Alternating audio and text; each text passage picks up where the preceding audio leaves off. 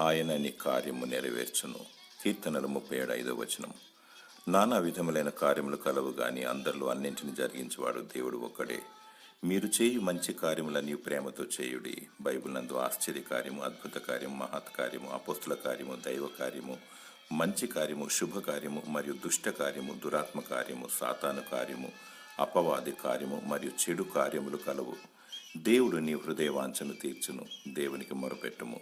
నీలో స్వస్థత కార్యము, రక్షణ కార్యము తన మహిమార్థమై జరిగించును. నీవు తలపెట్టిన కార్యమును దేవుడు నీకు దీవెన కలుగుటకై, ఇతరులకు మేలు కలుగుటకై, దేవునికి మహిమ కలుగుటకై నెరవేర్చును. సమాధానకర్తయగు దేవుడు అంతా మంచి చేయును. ప్రభువైన యేసుక్రీస్తును ఆరాధించు. నీకు నీ కుటుంబముకు శుభము కలుగునుగాక. ఆమేన్.